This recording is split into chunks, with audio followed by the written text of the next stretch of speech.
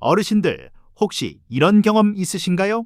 방금 약을 먹었는지 안 먹었는지 기억이 안 나서 약봉지를 들었다 놨다 하신 적이요.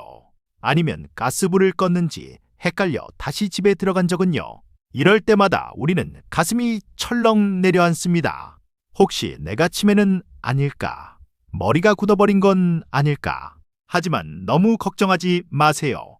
오늘 제가 들려드릴 이야기는 여러분의 기억력이 문제가 아니라는 증거입니다. 세계 최고의 외과 의사도 베테랑 비행기 조종사도 우리와 똑같은 실수를 합니다.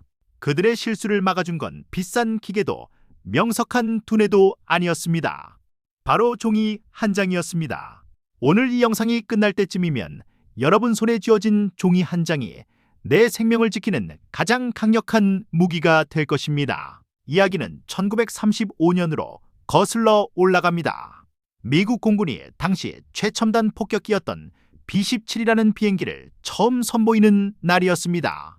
이 비행기는 하늘을 나는 요새라고 불릴 만큼 크고 복잡했죠. 시범 비행을 맡은 조종사는 힐소령이라는 분이었는데 그는 군대 내에서 가장 비행 실력이 뛰어난 베테랑 중에 베테랑이었습니다. 모두가 성공을 확신했습니다. 엔진이 굉음을 내며 비행기가 활주로를 박차고 올랐습니다. 그런데 이륙한 지 불과 몇 초 만에 비행기가 한쪽으로 기울더니 그대로 땅으로 곤두박질 치고 말았습니다. 화염에 휩싸인 비행기, 사람들은 충격에 빠졌습니다. 대체 무슨 일이 있었던 걸까요? 사고 조사가 시작되었습니다. 기계의 결함이었을까요? 아니면 조종사가 갑자기 정신을 잃었을까요? 놀랍게도 원인은 아주 사소한 것이었습니다. 조종사가 이륙 전에 반드시 풀어야 할 조종면 잠금 장치를 푸는 것을 깜빡 잊었던 겁니다. 그 베테랑 조종사가 그 기본적인 걸 잊다니요. 사람들은 믿을 수 없었습니다. 하지만 결론은 명확했습니다. 비행기가 너무 복잡해져서 한 사람의 기억력만으로는 모든 과정을 감당할 수 없게 된 것입니다. 조종사의 실력 부족이 아니라 인간 능력의 한계였던 것이죠. 공군은 고민에 빠졌습니다. 더 똑똑한 조종사를 뽑아야 할까요? 더 혹독한 훈련을 시켜야 할까요? 그들의 선택은 의외로 간단했습니다. 바로 조종사들에게 체크리스트, 즉 확인 목록을 쥐어주는 것이었습니다. 이륙 전 확인, 착륙 전 확인, 엔진 이상 시 확인, 종이에 적힌 대로 하나씩 체크하며 비행하게 했죠. 결과는 어땠을까요? 그 후로 이 비행기는 290만 킬로미터를 단 한 번의 사고 없이 날아다녔습니다. 하늘을 나는 요새를 길들인 건 천재 조종사가 아니라 꼼꼼하게 적힌 종이 한 장이었던 겁니다. 자, 이제 하늘에서 내려와 병원으로 가보겠습니다. 여러분, 병원에 가면 의사 선생님들이 정말 바빠 보이죠? 현대의학은 예전보다 훨씬 더 복잡해졌습니다. 약 종류만 수천 가지가 넘고 수술 과정은 수십 단계가 넘습니다. 아무리 똑똑한 의사라도 이 모든 걸 완벽하게 기억할 수 있을까요? 의사들은 자신만만했습니다. 나는 전문가니까 나는 실수 안 해. 하지만 통계는 무서운 진실을 말해주고 있었습니다. 미국에서만 매년 수만 명의 환자가 수술 중 감염이나 실수로 목숨을 잃고 있었으니까요. 여기 피터 프로노보스트라는 의사가 있었습니다. 그는 중환자실에서 환자들이 억울하게 죽어가는 것을 목격했습니다.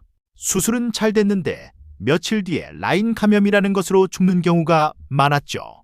라인 감염은 환자의 몸에 꽂은 관을 통해 세균이 침투하는 것인데 이걸 막는 방법은 의외로 간단했습니다. 손을 씻고 소독을 하고 환자 몸 전체를 천으로 덮는 것. 교과서에 다 나오는 아주 기본적인 내용이었습니다. 그런데 왜 사고가 났을까요? 문제는 귀찮음과 자만이었습니다. 급박한 상황에서 의사들은 손은 닦아 씻었어. 소독약 바르는 건 나중에 해도 되라며 단계를 하나둘 건너뛰었습니다. 마치 가스불 끄는 걸 깜빡하듯 말이죠. 프로노보스트 박사는 결단을 내렸습니다. 종이 한 장을 꺼내 5가지 항목을 적었습니다. 1번 손 씻기, 2번 피부 소독하기, 3번 온몸 덮는 천 쓰기. 아주 유치해 보일 정도로 쉬운 목록이었습니다. 그리고 간호사들에게 명령했습니다. 의사가 이 중 하나라도 빼먹으면 어깨를 잡고 멈추게 하세요. 처음에는 난리가 났습니다. 의사들은 화를 냈죠. 내가 의사인데 감히 간호사가 지적을 해. 내가 이걸 몰라서 안 하는 줄 알아? 바빠 죽겠는데. 자존심이 상했던 겁니다. 하지만 병원장은 물러서지 않았습니다. 이건 환자의 목숨이 달린 일입니다. 무조건 따르세요. 그렇게 한 달, 두 달, 이 단순한 체크리스트를 강제로 쓰게 했습니다. 과연 어떤 변화가 일어났을까요? 결과는 기적이었습니다. 1년 후 해당 병원의 라인 감염률은 거의 0%로 떨어졌습니다. 수십 명의 목숨을 구했고 감염 치료비 수십억 원을 아꼈습니다. 최신 의료 장비도 신약 개발도 아니었습니다. 그저 종이에 적힌 5가지 항목을 확인했을 뿐인데 말이죠. 의사들은 그제야 인정했습니다. 아, 우리가 틀렸구나. 우리의 기억력은 완벽하지 않구나. 이 사건은 전 세계 병원으로 퍼져나갔고 오늘날 수술실 안전의 기본이 되었습니다. 자, 그렇다면 이 기적의 종이, 체크리스트는 병원과 비행기에만 필요한 걸까요? 아닙니다. 바로 우리 시니어 여러분의 일상에 가장 절실하게 필요합니다. 우리는 나이가 들면서 깜빡깜빡합니다. 이건 내가 늙어서가 아니라 우리가 챙겨야 할 건강 정보가 너무 많아졌기 때문입니다. 고혈압 약, 당뇨 약, 관절 영양제, 먹어야 할 시간도 다르고 종류도 제각각이죠. 이걸 머리로만 외우려니 당연히 실수가 생길 수밖에요.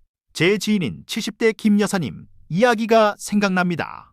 그분은 혈압약을 10년째 드시고 계셨는데 어느 날 아침 친구분과 전화수다를 떨다가 약 먹는 걸 깜빡하셨대요. 그런데 점심때쯤 되니 내가 아침에 약을 먹었나 헷갈리기 시작한 거죠. 안 먹은 것 같아 하고 하나를 더 드셨는데 알고 보니 아침에 이미 드셨던 겁니다. 결국 혈압이 너무 떨어져서 어지럼증으로 쓰러지셨고 응급실까지 가셨습니다. 기억력을 탓하며 자책하시는 모습이 너무 안타까웠습니다.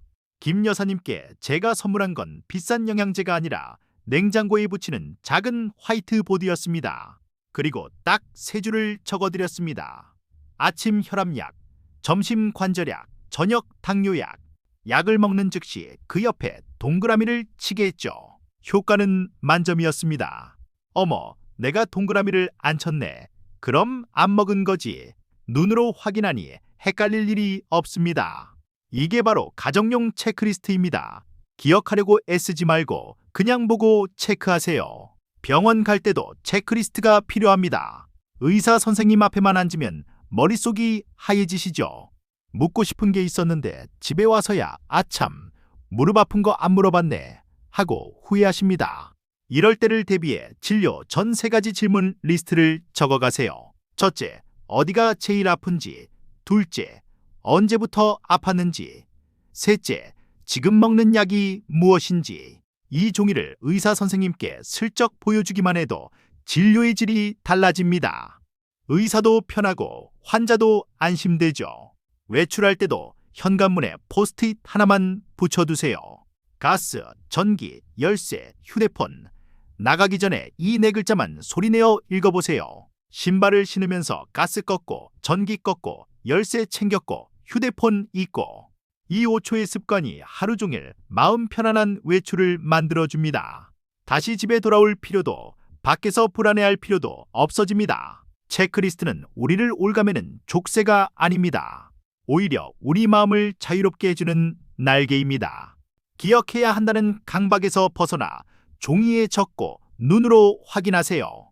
그러면 남은 내 에너지를 걱정하는 데 쓰지 않고 즐겁고 행복한 생각에 쓸 수 있습니다. 오늘 당장 종이와 펜을 꺼내보세요.